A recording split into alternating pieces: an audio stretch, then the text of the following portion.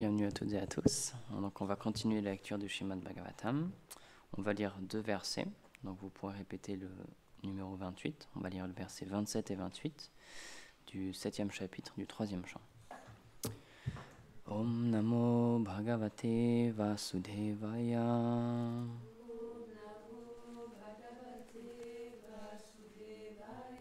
Om Namo Bhagavate Vasudevaya.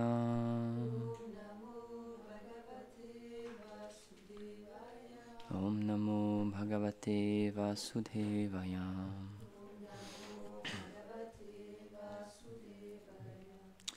Tiryan Manushadevanam Sarispriha Patatrinam Vadhana Sarga Sambyuham Garba Sveda Dvijo Bidham.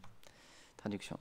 S'il te plaît, décris les différentes sortes de créatures, les animaux, les hommes, les demi-dieux, les serpents, les oiseaux, etc., qui peuvent être classifiés comme nés d'une matrice, de la transpiration, d'un œuf ou d'une graine. Verset 28. Gunavatarer Vishvasyam Sargastityapyayasrayam Srijata Srinivasasyam Vyachakshvodhara Vikramam. Traduction. Aie la bonté de me décrire les glorieux exploits du Seigneur de la déesse Lakshmi qui crée, manifeste et détruit l'univers à travers les avatars qui se rattachent aux trois modes, à savoir Brahma, Vishnu et Shiva. Commentaire. Le Seigneur suprême Narayan ou Krishna, l'époux éternel de la déesse de la fortune, est l'origine des trois gunas avatars, Brahma, Vishnu et Shiva. Cela se rattache aux trois influences de la nature matérielle afin de créer, de maintenir et de détruire chaque univers. Om Gyanatimirandasya Gyanam Jala Shalakaya Chakshurunmilitam Yana Tasmai Shri Gurave Namaha. He Krishna Karuna Sindhu Dinabandhu Jagatpate Gopisha Gopika Kanta Radhakanta Namostute Tapta Kanchana Gaurangi Radhe Vrindavaneshvari Vrishabhanu Sute Devi Pranamami Hari Priye. Jaya Shri Krishna Chaitanya Prabhu Nityananda Shri Advaita Gadadhar Shivasadi Gaur Bhakta Vrinda. Hare Krishna Krishna Krishna Hare Hare Hare Rama Rama Rama Hare Hare. Namam Vishnupadaya Krishna Prashtaya Bhutale Srimate Bhaktivedanta Swamini Tinamine. Namaste Saraswati Deve Gauravani Pracharine Nirvishesha Shunyavadi Paschatya Deshatarine Panchakalpatarubhyascha Kripa Sindhubhyaevacha Patitanam Pavanebhyo Vaishnavebhyo Namo Namaha.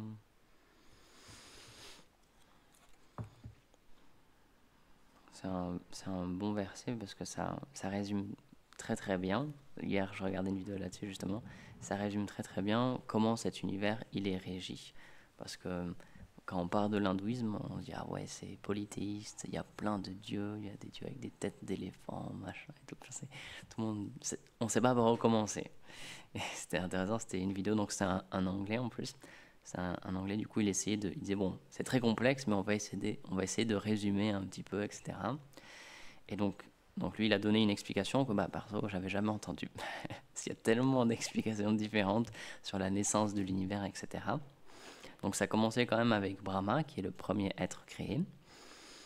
Mais il n'expliquait pas vraiment qui avait créé ce premier être.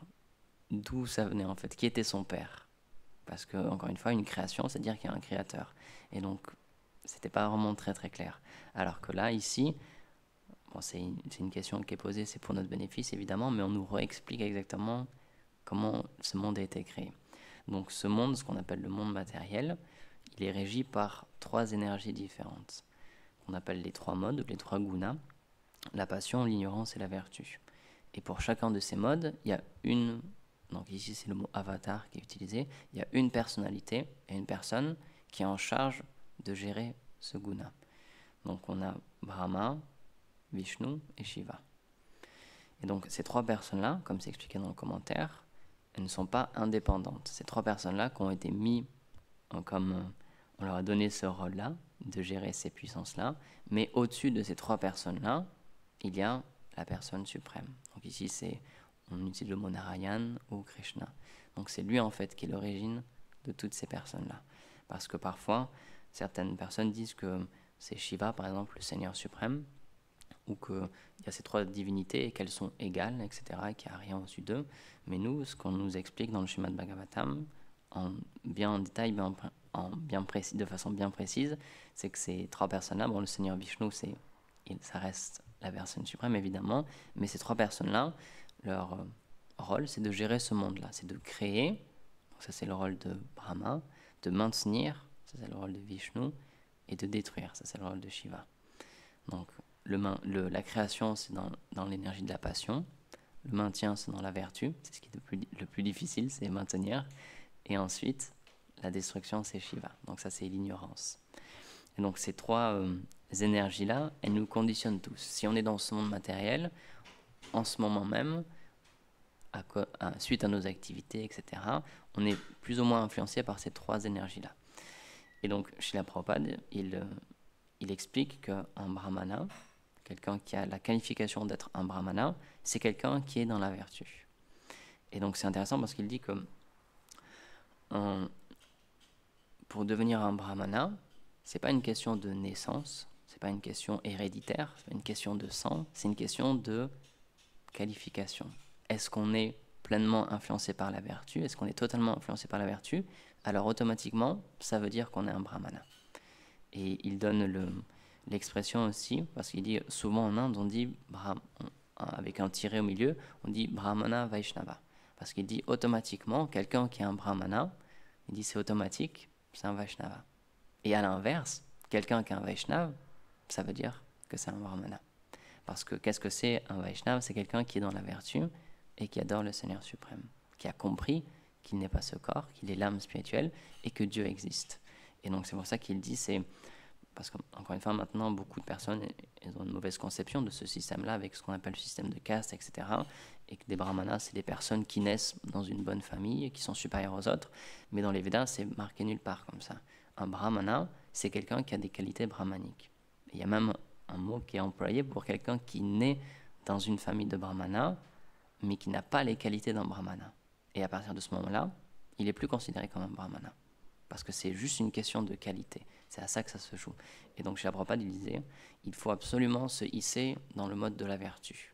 Et sinon, c'est impossible d'être un Vaishnava. Il dit, c'est pas possible. Parce qu'on ne peut pas méditer sur le Seigneur. On ne peut pas comprendre qu'on est l'âme. Donc, on est des apprentis Vaishnava, évidemment. Mais c'est pour ça qu'on ne dit pas qu'on est des Vaishnavas. Parce qu'un Vaishnava, c'est quelqu'un qui a vraiment compris, réellement, qui a réalisé qu'il n'est pas ce corps, qu'il est l'âme spirituelle. Et que donc, il a une relation avec le Seigneur suprême.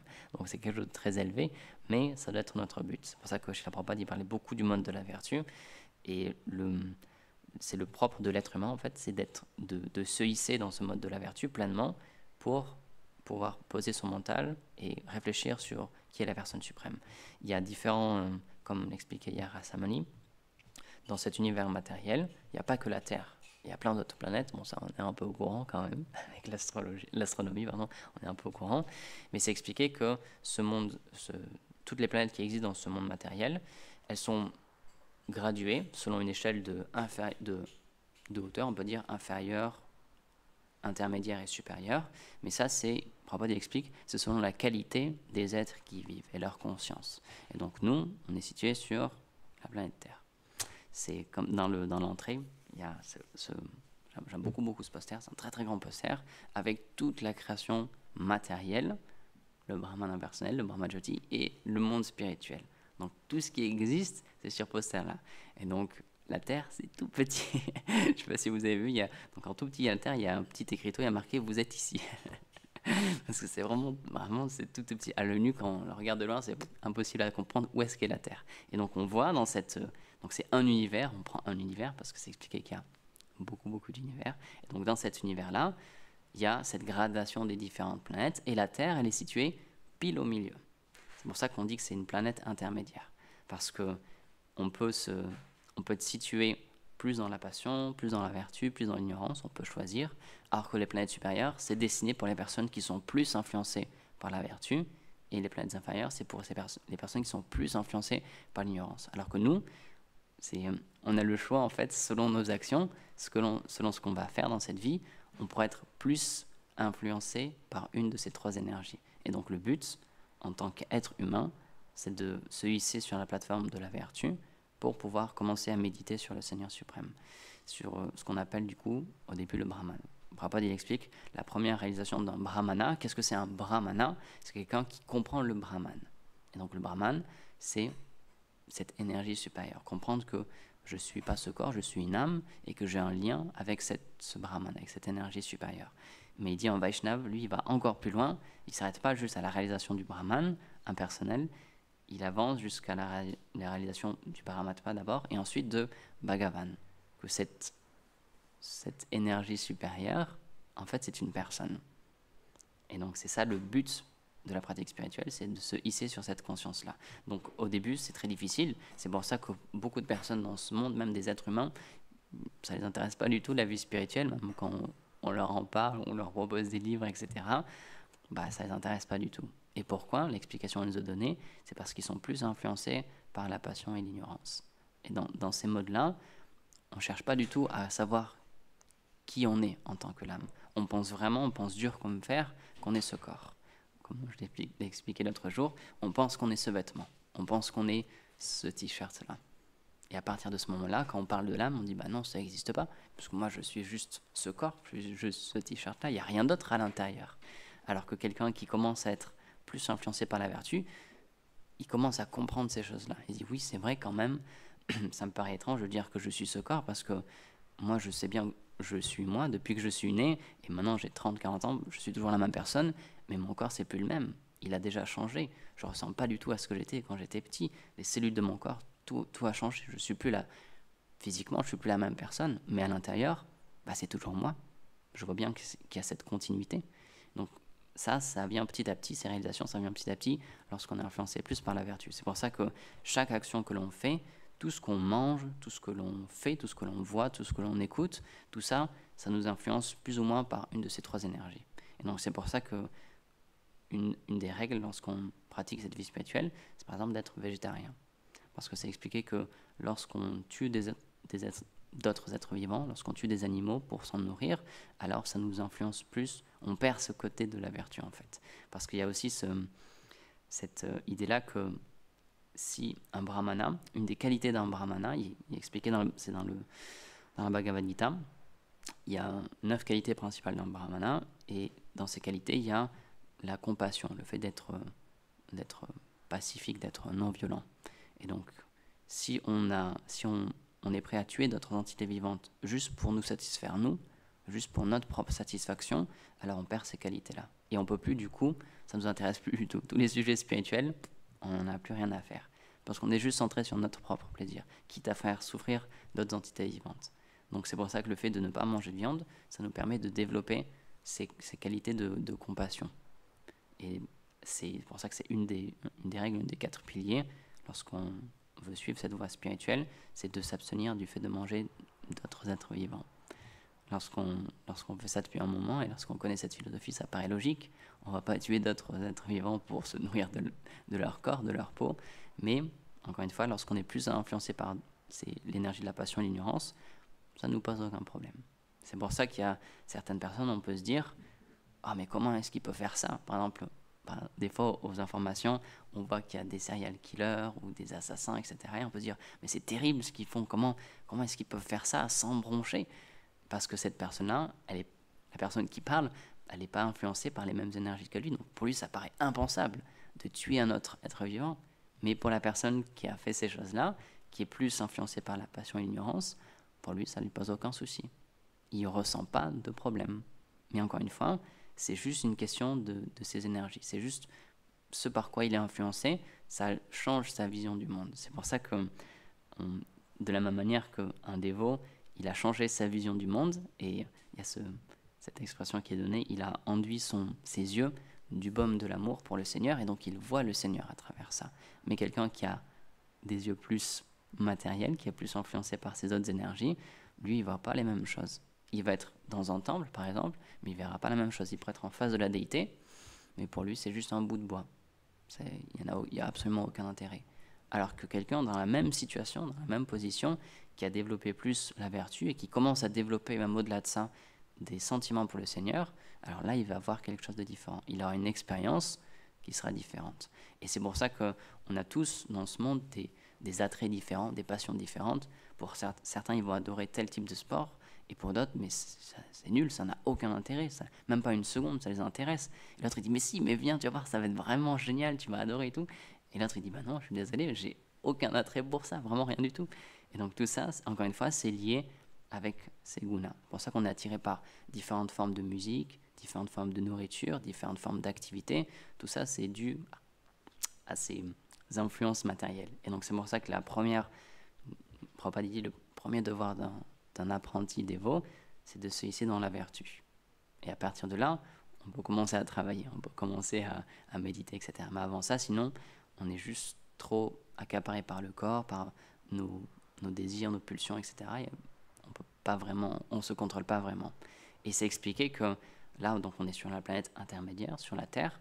Donc, comme on le disait, on peut choisir l'influence qu'on va recevoir selon nos activités. Et il y a un petit peu de bonheur et un petit peu de malheur, mais encore une fois, c'est intermédiaire, c'est à peu près égal. Mais dans les planètes supérieures ou dans les planètes inférieures, il n'y a pas ce choix-là. Juste, on subit les résultats de ce qu'on a fait. Donc, si on fait beaucoup d'activités pieuses, si on est très généreux avec les gens, etc., mais c'est d'une manière intéressée pour nous obtenir quelque chose en retour, alors on pourra être promu aux planètes supérieures. Et donc là, il y a beaucoup de plaisir, mais c'est juste matériel, et on oublie encore plus le Seigneur. Parce que comme je le disais souvent, quand il y a trop de plaisir ou trop de malheur, on ne peut pas penser à Dieu, on ne peut pas penser au Seigneur. On est juste dans l'instant présent. Donc les deux situations, que ce soit les planètes aziniques ou les planètes inférieures, pour nous, ça ne nous intéresse pas, parce qu'on n'a pas cette possibilité de vraiment s'absorber dans le service du Seigneur. Prabhupada, il disait même, les demi-dieux, donc les devas, les personnes qui vivent sur ces planètes supérieures, qui ont beaucoup de pouvoir, beaucoup de richesses, qui ont une santé parfaite, etc. C'est ce qu'on appelle le paradis aussi. Prabhupada, il nous disait que même eux, ils prient pour reprendre naissance sur la terre, dans le Kali Yuga, dans le mouvement Sankirtan. Parce que c'est dans cet endroit-là, dans cette situation-là, qu'on a une chance incroyable de pouvoir s'engager petit à petit dans le service du Seigneur. Donc c'est pour ça que c'est très particulier, la planète Terre, c'est pas une planète ordinaire, c'est pour ça aussi que le Seigneur il vient faire ses divertissements sur cette planète. C'est une de ses dévotes aussi, Bhumi Devi, la Terre, c'est quelqu'un qui est très cher au Seigneur suprême. Donc en même temps, on n'est pas fortuné parce qu'on est dans cet âge de Kali où tout est difficile, mais en même temps, on est extrêmement fortuné. C'est pour ça que le Seigneur, donc l'avatar du Seigneur qui vient dans cet âge, c'est Chaitanya Mahaprabhu, et lui, ce qu'il vient faire, c'est chercher les plus déchus. Donc c'est pour ça que c'est un paradoxe, encore une fois. En étant les plus déchus, on aura accès à la plus grande miséricorde. Alors que par exemple, lorsque Krishna était venu il y a 5000 ans, dans l'âge passé, dans le Dvapara Yuga, il se révélait juste aux personnes qui étaient qualifiées. Ceux qui n'avaient pas la qualification, ils ne recevaient pas son vrai darshan, son plein darshan. Alors que dans ces âges de Kali, c'est l'inverse. C'est les personnes les moins qualifiées que le Seigneur vient chercher. Donc c'est pour ça que même si on a plein de défauts, etc., au contraire, c'est notre chance d'avoir plein de défauts, parce que là, on peut vraiment prier la miséricorde du Seigneur et dire, regarde Seigneur, regarde à quel point je suis déchu, regarde le manque total de qualité que j'ai, et donc toi, tu es venu, toi tu es Karuna Avatar, tu es l'avatar de la miséricorde, donc si tu me délivres pas moi, on ne peut pas t'appeler ce Karuna Avatar, donc tu es venu pour moi. Il y a beaucoup de Vaishnavas dans leur chant, ils ont ces phrases-là, ils disent Seigneur, Bhaktivinoda Thakur par exemple, il disait Seigneur, quand tu es venu, tu as délivré tous les démons, même Putana, etc. Mais moi, tu m'as délaissé. Alors tous ces démons, ils ont obtenu ta miséricorde, mais moi, tu m'as laissé tout seul. Il y a beaucoup de Vaishnavas qui disent aussi, tu trouveras dans ces trois mondes, tu trouveras personne d'autre de plus déchu que moi. Et ça, c'est très beau, parce que c'est ça qui va nous permettre d'être éligibles à la miséricorde. Parce que Govinda Maharaj dit ça souvent, Prabhupada il expliquait que Normalement, pour être un juge, il faut faire des études, recevoir la qualification pour être reconnu comme étant qualifié pour être juge, et on nous donne le droit de nous asseoir sur la chaise du juge pour pouvoir faire un jugement. Et Prabhupada dit dans le service des dévotions, c'est pas comme ça. Vous n'avez pas la qualification, on vous prend, on vous met sur le siège de votre travail, du juge, et c'est en faisant que vous obtenez votre qualification. Donc c'est l'inverse en fait. C'est pas qu'on attend qu'on ait une certaine qualification pour nous donner la miséricorde, c'est puisqu'on n'a aucune qualification, ben c'est à nous qu'on nous donne la miséricorde. Donc c'est pour ça que il y a Chaitanya Mahaprabhu, Nityananda Prabhu, lorsqu'il distribuait le Saint-Nom, la seule chose qu'il demandait, c'était la foi dans le Saint-Nom, c'était la sincérité, le désir d'une personne d'obtenir quelque chose. Il y a cette histoire que tu racontes souvent aussi, Soudam, où il y a cette personne très simple d'esprit qui était sur un arbre en train de scier la branche sur laquelle il était, donc c'est pas quelqu'un de très futé. Et les ministres, lorsqu'ils l'ont vu, ils ont dit, ah bah lui, on va lui demander, est-ce qu'il veut se marier avec la reine? Parce qu'il y avait toute une histoire. Et donc lui, tout de suite, lorsqu'on lui a proposé ça, il n'a pas considéré sa situation, est-ce qu'il était qualifié ou pas, est-ce qu'il avait de l'argent ou pas, est-ce qu'il était beau ou pas. Il a dit, bah oui, moi ça m'intéresse tout de suite. Il n'a pas du tout pensé à ses qualifications, mais il avait ce désir intense. Et donc ça expliquait que pour nous, c'est la même chose. On sait très bien qu'on n'a aucune qualification, mais la seule chose qui nous qualifie, qui permet d'attirer le regard du Seigneur, des Vaishnavas, c'est de se dire, j'ai vraiment envie d'obtenir cette chose-là. J'ai vraiment envie de recréer ce lien avec le Seigneur. J'ai vraiment envie de pouvoir accéder à son service. Même si je suis vraiment déchu, même si je sais absolument rien faire, donnez-moi juste un petit quelque chose à faire, s'il vous plaît. C'est pour ça que chez la Prabhupada, il regardait pas il regardait ce que les gens savaient faire pour pouvoir les engager, évidemment, mais c'est pas que si quelqu'un était trop peu qualifié qu'il le laissait de côté, au contraire. Il trouvait toujours un petit quelque chose à donner à un dévot. Il était toujours miséricordieux, il avait toujours cette vision que prenez-le, il va pouvoir faire quelque chose, il va pouvoir être engagé quand même. Parce que c'est ça la vraie miséricorde. C'est pas que ah bah toi tu peux faire du service, mais toi tu peux pas. Toi t'as pas le droit. Il n'y a aucune qualification nécessaire, seulement le désir. Si quelqu'un veut faire du service, ok, on lui donne du service, pas de souci.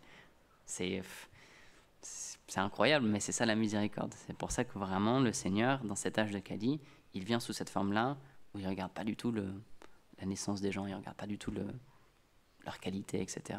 Tout ce qu'il regarde, c'est est-ce qu'elles sont intéressées ou pas. Et même plus que ça, on sait que Nityananda Prabhu et Haridas Thakur, ils faisaient du porte-à-porte, ils allaient voir les gens et ils les suppliaient, s'il vous plaît, chantez les saints noms, s'il vous plaît, acceptez le Seigneur dans votre vie. Donc là, c'est même le Seigneur lui-même qui vient et qui nous, même si nous on n'a pas envie, qui vient nous demander, s'il te plaît, rappelle-toi de qui tu es éternellement. Donc c'est ça les Vaishnavas aussi, c'est pour ça qu'ils ont ce service. Il y a différents types, par exemple, de sannyas, de renonçants. Il y en a certains qui doivent rester à un seul endroit, qui font leur bhajan à un endroit. Et puis il y en a d'autres, leur service, c'est de voyager, justement de ne pas avoir vraiment d'endroit fixe et de voyager. Donc avant c'était en Inde, mais maintenant avec les transports, on peut aller en Occident, en Amérique, etc. Et leur service, comme ça, c'est de voyager. Et Srila Prabhupada, c'est ce qu'il a fait dans les 10 ans, dans les 10 dernières années de sa vie, lorsqu'il a commencé à faire ce voyage aux États-Unis. Après, il a pas arrêté, il a fait le tour du monde. Il bougeait toujours, il restait quelques jours à un endroit, et ensuite il allait ailleurs, et encore ailleurs, et encore ailleurs, pour pouvoir toucher le plus de monde possible. Et ensuite, par exemple, Srila Bhaktivedanta Narayana Goswami Maharaj, alors je ne sais plus si c'est 20 ou 30 fois, dans les années où il a prêché aussi, à la suite de Srila Prabhupada, il a fait 20 ou 30 fois le tour du monde, en très très peu d'années aussi. Et encore, c'était dans le même but, c'est d'aller dans le plus d'endroits possible, faire le plus de conférences possible, toucher le plus de monde possible. Parce qu'un Prabhupada disait ça aussi, un Vaishnava, il a ce sentiment d'urgence. Il y a tellement de monde qui souffre sur cette planète Terre qu'il n'y a pas de temps à perdre. On doit essayer de toucher le plus de monde possible. C'est ça la miséricorde. C'est pour ça qu'encore une fois, on voit un Vaishnava à ça, on peut voir sa qualification à ça. Est-ce qu'il a vraiment ce désir de vouloir aider d'autres personnes? C'est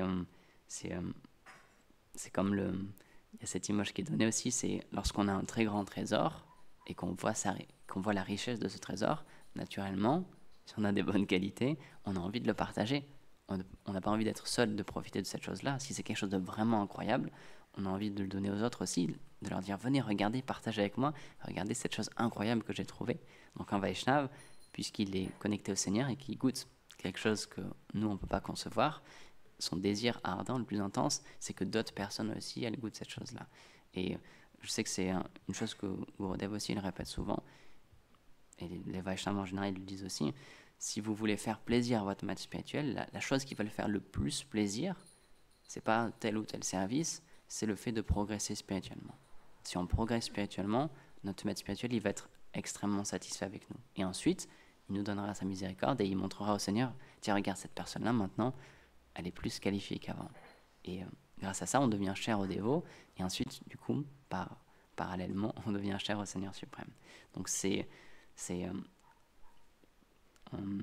même si parfois on n'a pas forcément envie de progresser, même si parfois nous, on se dit, bah tant pis, voilà, moi j'en suis à ce niveau-là, puis je resterai comme ça, on peut au moins le faire par devoir. Même pas pour nous, sinon on n'a pas envie, bah, très bien, c'est pas grave, mais au moins le faire pour notre maître spirituel. Parce que notre maître spirituel, il a fait cet effort de nous accepter, de nous donner l'initiation, de nous prendre en charge, de prendre en charge notre éveil spirituel, et donc au moins pour lui, on doit le faire comme une dette envers lui. C'est pour ça que chez la Prabhupada, lorsque les dévots lui avaient demandé qu'est-ce qu'on peut faire pour tout ce que vous avez fait pour nous, pour la dette qu'on a envers vous, et Prabhupada a dit, vous ne pouvez pas rembourser, c'est impossible. Et ensuite, il a dit, bon, bah, faites du service, etc., développez l'amour de Dieu, mais en soi, c'est impossible à rembourser. C'est comme l'amour des gopis pour Krishna. Krishna, il leur a dit, bah, Naparayeham, j'ai rien, je ne peux pas vous rembourser. Vous avez un amour tellement pur pour moi, c'est plus que tout ce que j'ai. Enfin, c'est le Seigneur lui-même qui dit ça, le Seigneur suprême. Mais il a dit, vous êtes allé au-delà de tout ce qu'on peut imaginer. Vous vous êtes donné entièrement. Vous n'existez que pour moi. Donc moi, bah, je suis obligé d'exister que pour vous. Je suis obligé de me donner à 100%.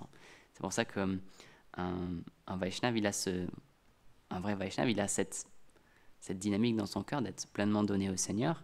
Et donc il aspire aussi à ce que ses disciples ils puissent un jour obtenir aussi ce sentiment dans leur cœur de 100% s'offrir au Seigneur. Parce qu'il sait que c'est ça la clé du vrai bonheur. Parce que dans ce monde, ça fait tellement d'années qu'on a, tellement de vies qu'on est là. Et c'est ça le piège un petit peu, c'est qu'on oublie à chaque naissance, comme Krishna le dit à Arjuna, on a déjà eu plein de naissances, mais la différence entre toi et moi, c'est que toi, tu as oublié toutes tes vies passées. En reprenant naissance, ben, on oublie tout ce qu'on avait fait avant. Donc on recommence.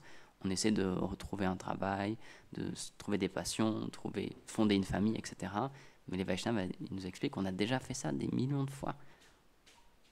Et c'est pour ça que c'est un peu dur, mais Prahlad Maharaj, il dit, c'est comme cracher quelque chose, vomir quelque chose, et ensuite le remanger encore. Parce qu'on a déjà fait toutes ces activités. Mais la force de Maya, de l'énergie d'illusion, c'est qu'on oublie tout ça. On se dit, ah bah tiens, j'ai jamais essayé ça, je suis jamais allé dans ce pays, j'ai jamais eu tel type de relation avec cette personne, j'ai jamais eu autant de richesse que ça pour moi. Vu que c'est quelque chose de nouveau que j'ai jamais eu, et vu que je sens que j'ai un manque en moi, bah si je fais quelque chose que j'ai jamais fait avant, bah c'est ça la clé du succès. C'est faire quelque chose que j'ai pas encore pu atteindre. Mais oui, dans cette vie, on l'a pas atteinte. Mais dans toutes nos vies passées, on l'a peut-être déjà fait 5, 10, 100 000 fois. C'est pour ça que là, dans cette vie, bah, moi, je ne suis pas quelqu'un avec beaucoup d'argent, mais peut-être que dans mes vies passées, une fois, j'étais un roi. Et du coup, là, on ne peut pas dire que j'ai pas eu d'argent. Mais on a oublié toutes ces choses-là. Donc c'est ça le piège, et c'est ça que les Vaishnavas nous rappellent.